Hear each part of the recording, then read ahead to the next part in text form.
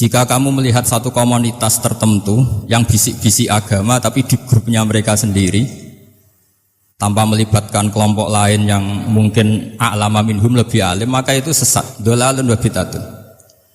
Sehingga dulu itu sudah ada tradisi konsensus ilmiah. Konsensus ilmiah ini diputuskan oleh konsensus yang min ahlil ilmi. Sehingga orang yang tidak ngalim itu ya konangan. Kalau sekarang nggak pati konangan, tahu-tahu ada orang nggak jelas juntrungannya punya majelis tafsir, yang bisa saja cindil tikus itu halal. Hanya karena berdasar dalil misalnya kula ajitu fima uhiya ilayya muharraman ala ta'imi yat'amuhu illa yakuna maitatan aw damam masfuhan aw lahma khinzir, sehingga dianggap yang halal itu banyak, yang haram hanya 3. Saya pernah ketemu di antara mereka tanya, apa betul Gus Bak menurut Islam begitu? Terus saya baca di antara ciri Nabi itu yang ada di kitab Taurat dan Injil itu wa yuharrimu alaihimul khaba'is. Jadi kadang mawadi'ul halal wal haram itu tidak disebut di halal haram tapi disebut di sifatun Nabi. Sifatnya Nabi adalah wa yadau anhum israhum wal aghlal allati kanat alaihim. Di antara sekian sifat itu wa yuharrimu alaihimul khaba'is, dan Nabi mengharamkan sesuatu yang menjijikkan. Nah kira-kira itu cindil tikus itu kalau sampean dakok di ruang tamu jijikkan enggak? Ya jijik, ya sudah haram saja kata saya. Akhirnya sebagian mereka ya tobat, mau ngaji sama ahlinya. Dulu ketika Imam Malik ngarak Muwatta, itu beliau ngendikan. Dan ngendikan itu saya hafalkan. Ini ada di kitab Al-Manhalul Latif, juga dikutip Gus Najih dalam kitabnya At-Tajridul Musaffa. Aradtu kitabi hadza ala sab'ina faqihan min fuqaha il-Madinah. Fakulluhum wata'ani fasammaituhu al-Muwatta. Kitab ini sudah saya tasihkan ke 70 ahli fikih di Madinah. Kemudian semuanya setuju, fakulluhum wata'ani, semuanya sepakat. Fasammaituhu al-Muwatta, maka kitab ini saya namain al-Muwatta yang disetujui. Sehingga kita tidak boleh menjadi orang-orang alim humul sendiri dewean terus dikultuskan santrinya, rambutnya gondrong terus muridnya jari dulang Nabi Khidir, terus kambine kok kali Jogo itu, terus terkenal wali itu. Ini kalau kita begitu bahaya. Makanya saya senang model pendidikan Anwar. Ilmu itu dikonsensuskan. Siapa yang alim ditakrib, di mu'in, ada debat, ada macam-macam. Sehingga yang terbaik, baik secara ilmu maupun perilaku dituakan. Ini penting, kalau ilmu tidak dikontrol itu repot. Saya berikan contoh betapa kita lebih kritis ketimbang tradisi di kampus. Saya pernah didebat sama salah satu kelompok ormas tertentu. Pak Paha, apa alasannya orang NU kalau megang istrinya itu kok batal gitu? Wong istrinya digauli saja boleh, masa megang itu batal gitu. Terus saya jawab, kamu tahu definisi mahram? Enggak tahu ya. Mahram itu orang yang haram dinikah. Yang haram dinikah itu ya ibu, anak, bule, ponaan. Yang haram dinikah itu namanya mahram. Justru istri itu namanya ajnabiyah, orang lain. Makanya boleh dinikah. Jadi statusnya istri itu orang lain ajnabiyah. Sehingga boleh dinikahi.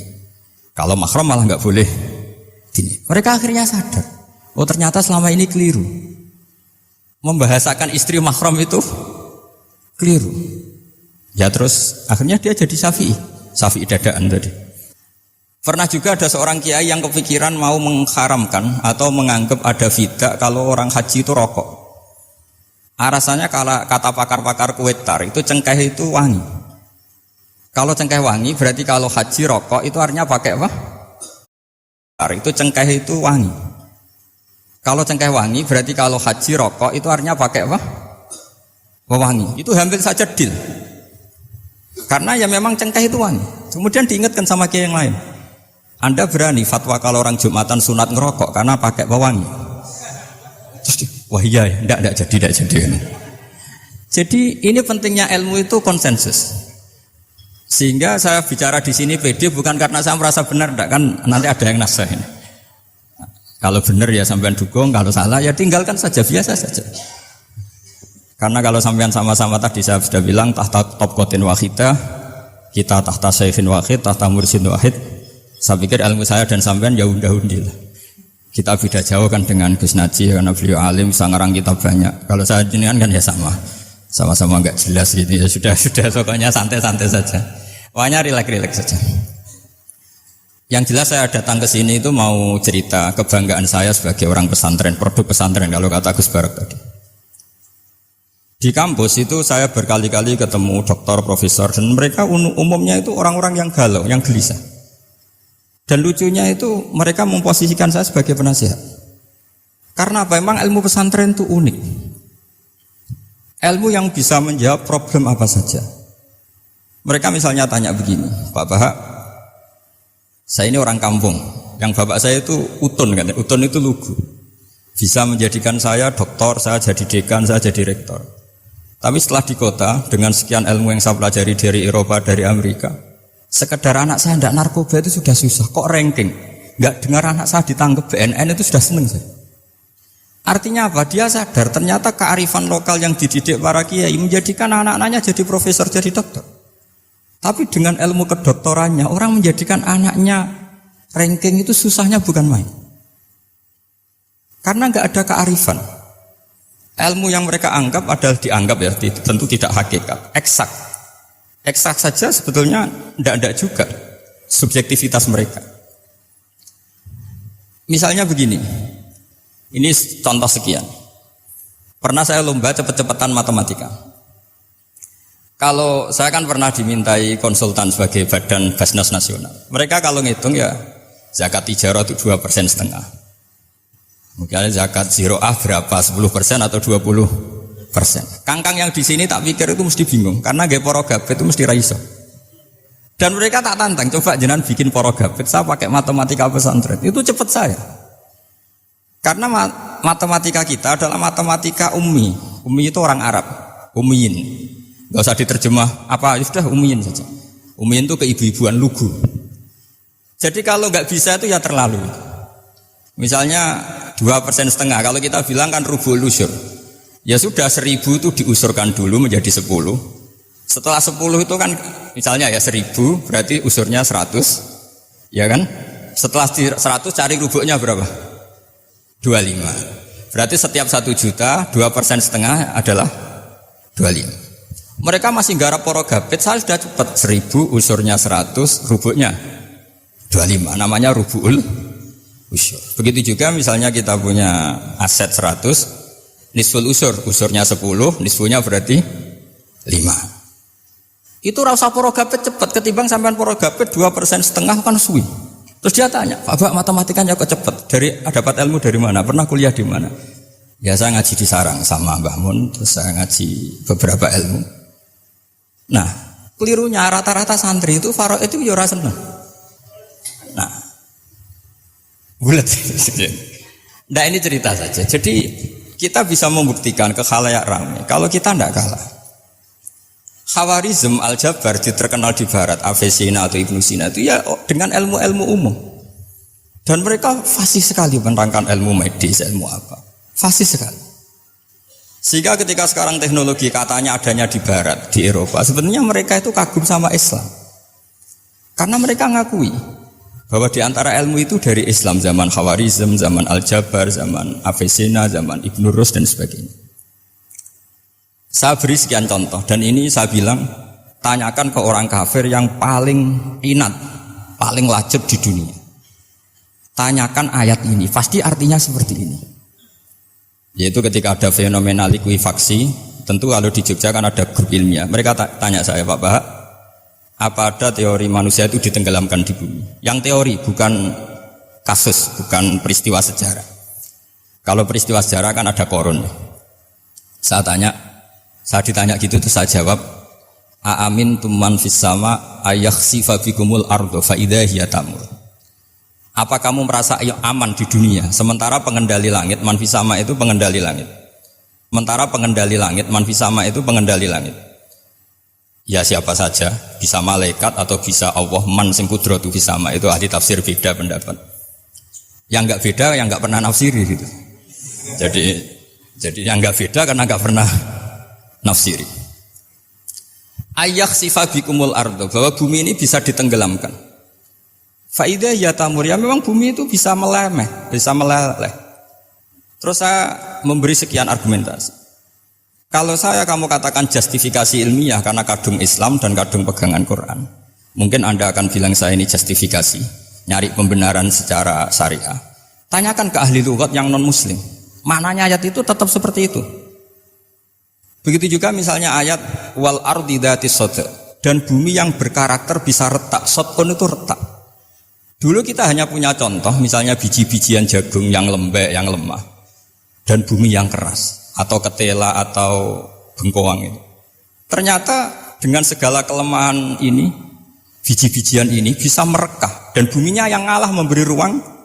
Dulu ulama hanya nyontohkan tadi, misalnya kalkhinto apa saja yang bisa bumi mengalah dengan proses tumbuhnya tanam. Tapi itu kan qaulul mufassir. Kenangan saya ngaji Yai, makanya saya bangga sekali sebagai murid beliau. Saya memberi gelar beliau al-faqih al-mufassir. Faqih betul karena beliau putra Abu Zubair yang ma'ruf bil fiqhi. Dan al-mufassir beliau itu murid Said Alawi yang ngarang takriran Faidul Khabir itu dengan Habib Muhsin Al-Musawa ini. Ini penting, sanad kita ini penting, dan kita insya Allah sebagai murid tidak akan merusak sanad itu.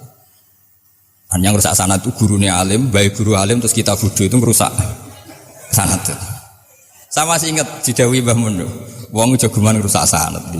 Ibnu Hajar Al-Asqalani ngalim-ngalimi wong di murid Zakaria Al-Ansori. Beliau di murid Ibnu Hajar itu. Terus di murid Fathul Mu'in. Jadi kiai nak di murid ngalim itu yo isin hak. Nah kita berlomba-lomba supaya gak ngisi-ngisini nopo kiai. Ya ini kan kompetisi. Kalau gak kasih alim ya ngaku alim saja lah supaya ya gak apa-apa. Ya cukup lah kalau di daerah masing-masing kan. Saya pernah sama satu temen itu, Gus kula wis ngalim kok iso. Kula niku tiyang Sragen. Urip kula teng kaki Joko Samudra. Jadi kok kula ngeten iki mpun alim. Ketika dia nakal dan pengurus nyurati orang tuanya, memberitahu kalau anaknya nakal, dia tenang saja. Tak tanya, "Kenapa kamu tenang?" "Bapakku buta huruf." Jadi pengurus nyurati itu ya tenang saja dia, karena dia tahu orang tuanya itu buta huruf. Kok nikmat urip kok kowe nggih, saya nak. Ya tapi insya Allah barokatuh Syekhina semua itu tetap berkah. Karena itu awal hidayat di daerah masing-masing. Itu tidak perlu alim, sudah hebat itu. Karena ya nggak perlu lah. Kalau alim betul malah nggak sempat dakwah. Begini, ini penting saya utarakan. Karena sanad keguruan itu pernah saya cek ya. Ini cerita ini tahadus bin Nikmat. Guyonannya ulama meskipun guyonan itu ternyata musalsal.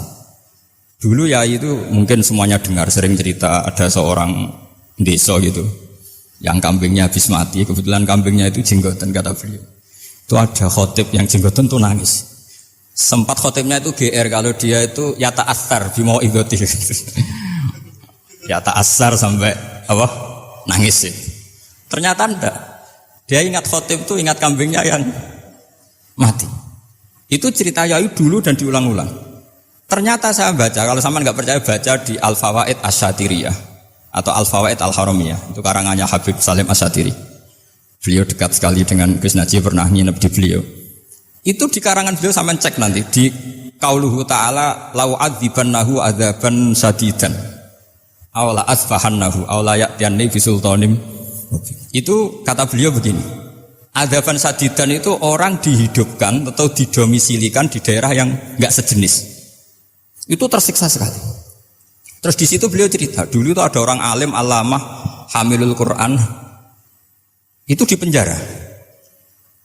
Karena ketemu orang sejenis santri-santri yang kebetulan itu ada kios politik itu atau gerakan politik. Itu di penjara itu asik saja. Bahkan banyak alumni penjara itu udah hafal Quran. Yang sebelum hafal ada yang bebas, nggak mau bebas karena ingin meneruskan hafalan dengan saking keramatnya tadi orang alim yang hafal Quran. Nanti kalau nggak percaya nanti dicek. Kitab itu sekarang gampang didapatkan. Al-Fawaid Asy-Syatiriyah atau Al-Fawaid Al-Haramiyah itu namanya itu.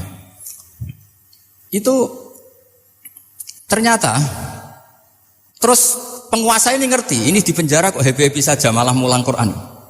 Di penjara mek wong bedui sing ra roh wong alim ya ora roh kitab.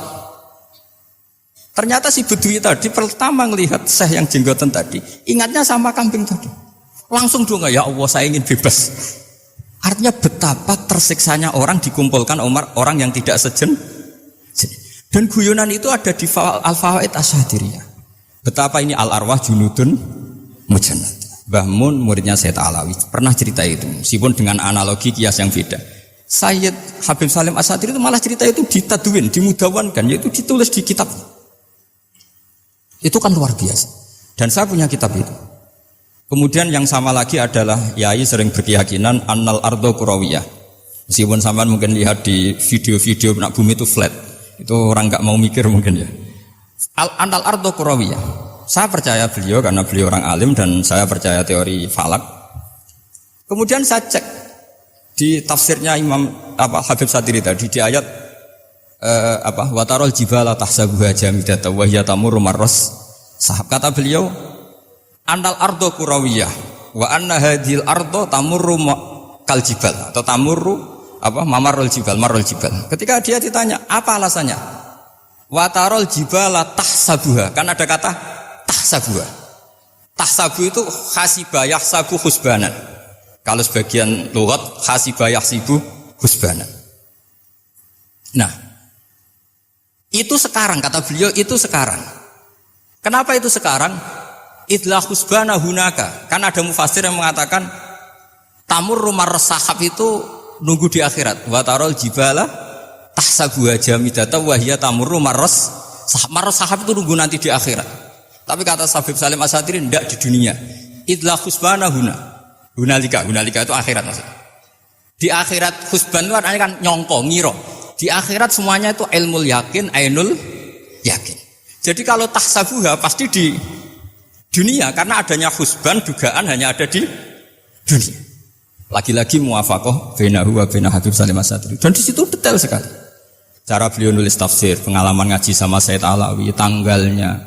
Begitu juga saya dulu ngaji sama Yai, banyak sekali diantaranya yang saya syukur sekali, yaitu tadi Ulumul Quran. Dulu di MGS yang ngajar Faidul Khobir beliau sendiri, dan kita syukur sekali.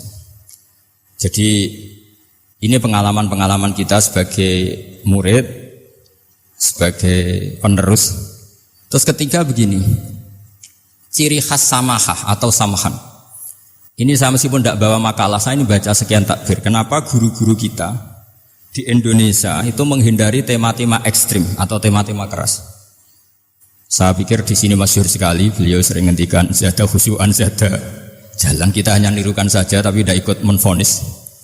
Karena kalau kita serius, terlalu serius ngendikan hukum-hukum yang serius, nanti kejadiannya begini. Ini saya baca takbir ini dari kitab Ibnul Qayyim di I'lamul Muwaqqi'in an Rabbil Alamin dan dari kitab Nasaihul Ibad.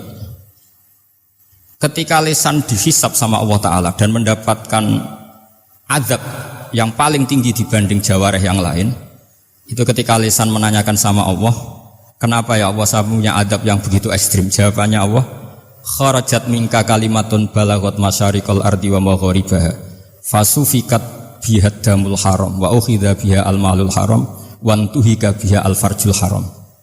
Jadi kalau fatwa serius menjadi ekstremis, apalagi fatwa-fatwa tentang chaos, tentang apa itu, nanti resikonya itu ada safkud dima, dan itu hal yang dihindari ulama dulu.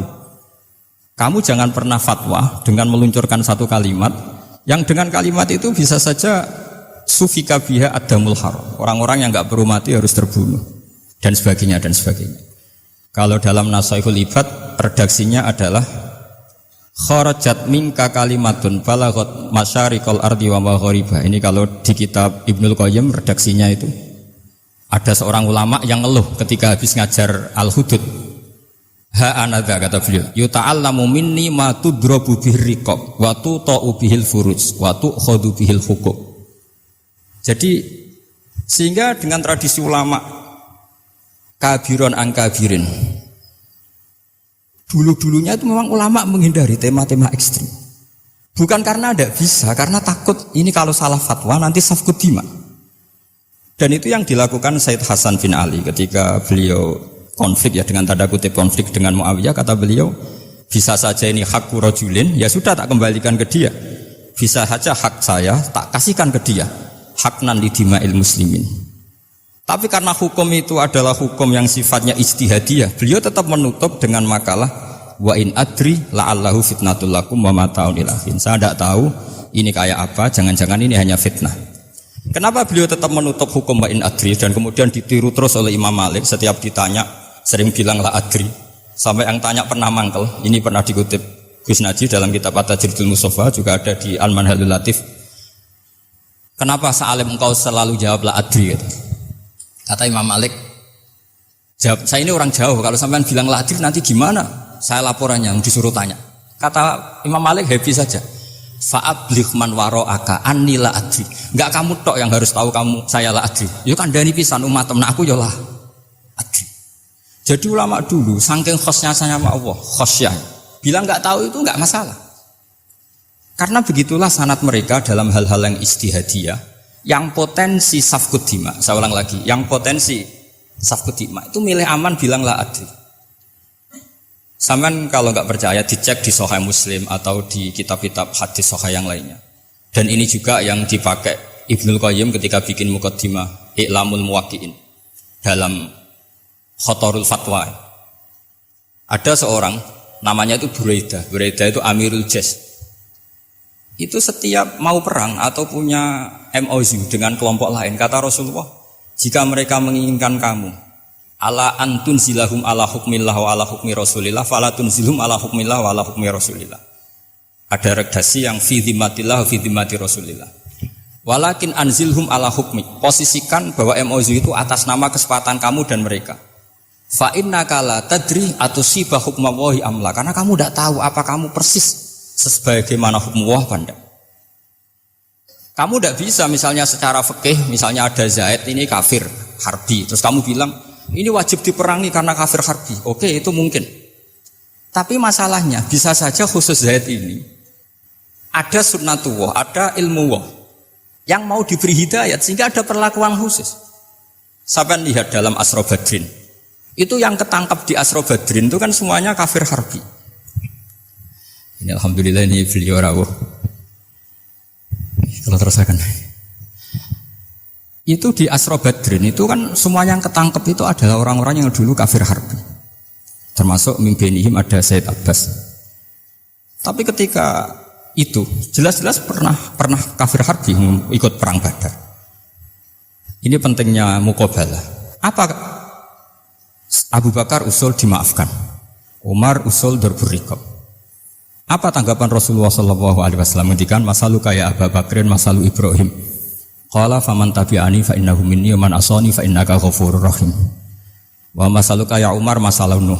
Qala rabbi la tadhar alal ardi minal kafirina napa dayar. Dan apa yang dilakukan Rasulullah? Beliau memilih pendapatnya Abu Bakar. Dan apa yang terjadi? Said Abbas dan beberapa sahabat menjadi Islam. Wa hasuna islamuhum.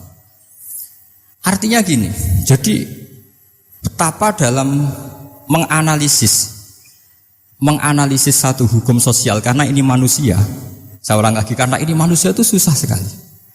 Makanya dalam banyak hal sikap-sikap Rasulullah itu dipandu oleh Allah tentu. Ada ayat laisa laka minal amri syai'un aw yatuba alaihim aw yu'adzibahum.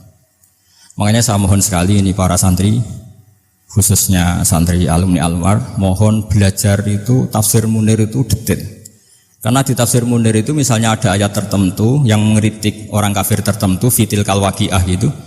Di situ ada kejelasan fa aslamu wa hasuna islamuhum. Misalnya wasfir nafsaka ma'alladzina tuna rabbahum bil ghadat, terus wala ta'tu'anaka anhum turidu zinatal hayatid dunya. Terus beliau menerangkan orang-orang ini yang dulu angkuh enggak mau ta'alum sama Nabi karena enggak mau jejer sama du'afaul muhajirin dan du'afaul ansor, itu akhirnya Islam dan wahasuna Islam.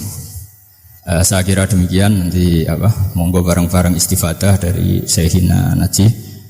Dan saya syukur sekali karena mendapatkan naskah At-Tajridul Mustafa. Saya sinau bukhot itu banyak di kitab-kitab fikih, tapi saya mengenang dari yang dikutip beliau tentang Imam Malik, tentang bukhot in kharaju ala misli Umar bin Abdul Aziz. Terus ketika siapa itu Ibnu Qasim tanya, fa illam yakun mislah, kata Imam Malik, ya da'hum yantaqimu wa min dzalimin bi dzalimin, summa yantaqimu min kilaihima. Jadi sikap-sikap dari Syekhina, dari para ulama-ulama kita yang sabar ngadepi umarok yang macam-macam, itu adalah sikap dari guru-guru kita musalsalila Rasulullah sallallahu alaihi wasallam. Ini penting saya utarakan karena jangan sampai kritis kita sampai menjadikan bangsa ini chaos. Kalau chaos nanti safkut dima, tentu itu yang enggak diinginkan Sayyid Hasan bin Ali, dan beliau dapat gelar dari Rasulullah, inna ibni hadza la sayyidun wa la Allah yuslihu bi baina fi'atin azimatan. Saya kira demikian, dan bareng-bareng monggo istifadah dari Sayyidina Kiai Naji.